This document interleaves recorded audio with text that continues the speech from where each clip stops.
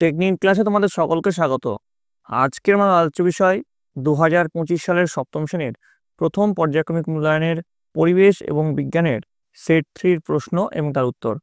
তোমাদের এই প্রশ্নপত্রটি holistic pattern অনুযায়ী বানানো হয়েছে, অর্থাৎ এই প্রশ্নে তোমাদের পূর্ণমান থাকছে 30, সময় পাবে তোমরা 1 ঘন্টা।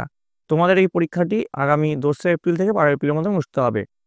তাহলে দেখো, এই প্রশ্ন উত্তর পর্ব শুরুর আগে একবার তোমাদের নাম্বার বিভাজনটা কেমন হবে দেখে নাও। তোমাদের যে 3টে চ্যাপ্টার থাকছে, অর্থাৎ ভৌত পরিবেশ, তাপ, পরমাণু, অণু, রাসায়নিক বিক্রিয়া এবং মানুষের খাদ্য, জীবন বিজ্ঞান থেকে, তো প্রতিটি চ্যাপ্টার থেকে তোমাদের 10 নম্বর করে থাকবে।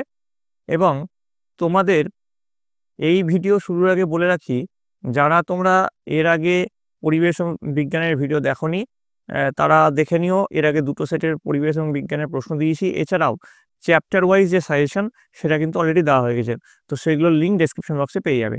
দেখো, এই সেটে তোমাদের প্রথমে যে এটা আছে গ্রুপ এতে ফিজিক্যাল সায়েন্স, তার প্রশ্নগুলো দেখে নাও। নিচের প্রশ্নগুলি উত্তর বেছে নিয়ে লেখো। 1 গুণ 5 সমান 5। প্রথম প্রশ্ন চলে যাবো। NaCl প্লাস AgNO3 সমান AgCl প্লাস NaNO3 এই রাসায়নিক বিক্রিয়াটি হলো কোনটি? এটি হচ্ছে বিনিময় বিক্রিয়া। পরেরটা দেখো, 2 নম্বর। সীসার ল্যাটিন নাম হলো লাম্বাম। 1.3 বরফ গলনের লিনতাপ হলো প্রমাণ চাপে কত? উত্তর হচ্ছে 80 ক্যালোরি প্রতি গ্রাম। নেক্সট চলে যাচ্ছি। 1.4 পলিটনের সংকেত হলো CaOH2। 1.5 স্নান করে এসে পাখার তলায় বসলে ঠান্ডা লাগে কিসের জন্য? বাষ্পায়নের জন্য। পরের প্রশ্নে চলে যাবো। নিচের প্রশ্নগুলি এক কথায় উত্তর দাও। 1 গুণ 5 সমান 5। প্রথম প্রশ্ন দেখো, কোন পরমাণুর ভর সংখ্যা ও পরমাণু সংখ্যা একই? উত্তর লিখবে সাধারণ হাইড্রোজেন অর্থাৎ প্রোটিয়ামের পরমাণুর ভর সংখ্যা ও পরমাণু ক্রমাঙ্ক একই। পরের প্রশ্ন, গলন এবং বাষ্পীভবন এই দুই প্রক্রিয়ার মধ্যে কোন ক্ষেত্রে লিনতাপের মান বেশি হয়? উত্তর লিখবে বাষ্পীভবন। পরের প্রশ্ন, মিথেনের সংকেত? উত্তর লিখবে CH4। পরের প্রশ্ন, CGS পদ্ধতিতে তাপের একক কি? উত্তর লিখবে CGS পদ্ধতিতে তাপের একক হচ্ছে ক্যালোরি। আচ্ছা, SI পদ্ধতিতে তাপের একক কি হবে? এটা যদি তোমরা জানো কমেন্টে লিখবে। কমেন্টে তোমাদের বিদ্যালয়ের নাম এবং কে কোন জেলা থেকে লিখছো সেটা কিন্তু লিখতে ভুলবে না। নেক্সট, পরমাণুর ইলেকট্রন সংখ্যা ততম হলে পরমাণুটি আয়নে পরিণত হয়, সত্য না মিথ্যা? উত্তর হচ্ছে সত্য। পরের প্রশ্ন, নিচের প্রশ্নগুলির সংক্ষিপ্ত উত্তর দাও, যেকোনো দুটি। 2 গুণ 2 সমান 4। প্রথম প্রশ্ন দেখো কি আছে। অ্যানায়ন কাকে বলে? উত্তর লিখবে পরমাণু এক বা একের বেশি ইলেকট্রন নিয়ে নিলে প্রোটন সংখ্যা থেকে ইলেকট্রন সংখ্যা বেশি হয়ে যায়, ফলে ধনাত্মক আধানযুক্ত আয়ন তৈরি হবে। একে অ্যানায়ন বলা হয়। সরি, এখানে হবে ইলেকট্রন সংখ্যার থেকে প্রোটন সংখ্যা বেশি হয়ে যায়। হ্যাঁ, ইয়ারে তোমার ঠিক করে নিও। পরেরটা দেখো। পরের যেটা রয়েছে, গলন এবং কঠিনীভবন কাকে বলে? গলন তাপ প্রয়োগে কঠিন পদার্থের তরলে পরিণত হওয়ার ঘটনাকে গলন বলে। আর কঠিনীভবন হচ্ছে তাপ নিষ্কাশনের ফলে তরল পদার্থের কঠিনে পরিণত হওয়ার ঘটনাকে কঠিনীভবন বলে। নেক্সট প্রশ্ন, প্রতিস্থাপন বিক্রিয়া কাকে বলে?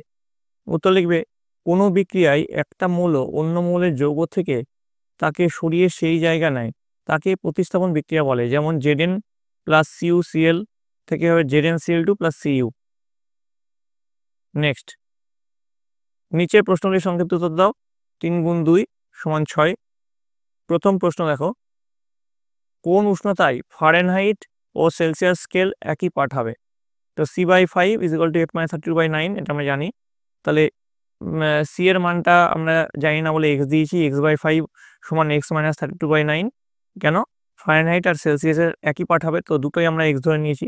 তাহলে এখান থেকে আমরা পাবো 9x সমান 5x মাইনাস 160। তাহলে x হচ্ছে -40। তাহলে -40°C = -40°F। পরেরটা দেখো, ইলেকট্রন, প্রোটন ও নিউট্রনের প্রকৃতি ও বৈশিষ্ট্যগুলি লেখো। তো দেখো, ইলেকট্রন হচ্ছে তোমাদের ঋণাত্মক কণা এবং ঋণাত্মক তড়িৎ আধানযুক্ত কণা, আর প্রোটন এগুলো হচ্ছে ধনাত্মক আধানযুক্ত কণা, আর নিউট্রন হচ্ছে নিস্তড়িৎ কণা। আর এর বৈশিষ্ট্যগুলি হলো একটি প্রোটন ও ইলেকট্রন তড়িতের পরিমাণ সমান, আর একটি ধনাত্মক তড়িৎ ও একটি ঋণাত্মক তড়িৎ থাকলে নিস্তড়িৎ অবস্থার সৃষ্টি হয়। প্রোটন ও ইলেকট্রন পরস্পরকে আকর্ষণ করে, ইলেকট্রন ও প্রোটনরা পরস্পরকে বিকর্ষণ করে। নেক্সট চলে আসছি, দেখো গ্রুপ বি লাইফ সায়েন্সে চলে আসছি আমরা। দেখো, নিচের প্রশ্নগুলির উত্তর বেছে নিয়ে লেখো। 1 গুণ 3 সমান 3। প্রথম প্রশ্ন, শর্করা ও লিপিড জাতীয় উপাদানকে জ্বালানি খাদ্য বলে। সত্য না মিথ্যা? উত্তর হচ্ছে সত্য। পরের প্রশ্ন, পৃথিবীর মোট স্বাদু জলের 1.5% মেরু অঞ্চল ও হিমবাহে জমাট বেঁধে রয়েছে? উত্তর হচ্ছে 68.7। পরের প্রশ্ন, মূল জাতীয় খাদ্যের 4টি উদাহরণ দাও? উত্তর হচ্ছে গাজর, মূলো, শালগম আর বিট।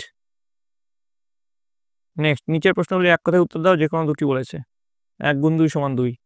নিচের যেটিতে লিপিড দ্রবীভূত হয় না সেটি হলো, এর মধ্যে কোনটা? উত্তর হচ্ছে জল। জলে লিপিড দ্রবীভূত হয় না। পরের প্রশ্ন, কৃত্রিম রং ব্যবহৃত শাকসবজি নিয়মিত খেতে থাকলে ফুসফুস, যকৃৎ ও জনন অঙ্গে দেখা যেতে পারে কি? ক্যান্সার। নেক্সট, মানবদেহে যকৃতে শর্করা যে রূপে সঞ্চিত থাকে তা হলো কোনটা? হবে দেখো, গ্লাইকোজেন, সেসার, গ্লুকোজ, সেলুলোজ। এর মধ্যে সঠিক উত্তর হচ্ছে গ্লাইকোজেন। পরের প্রশ্ন, নিচের প্রশ্নগুলির সংক্ষিপ্ত উত্তর দাও, যে কোনো একটি। 2 গুণ 1 সমান 2। প্রথম প্রশ্ন দেখো কি আছে,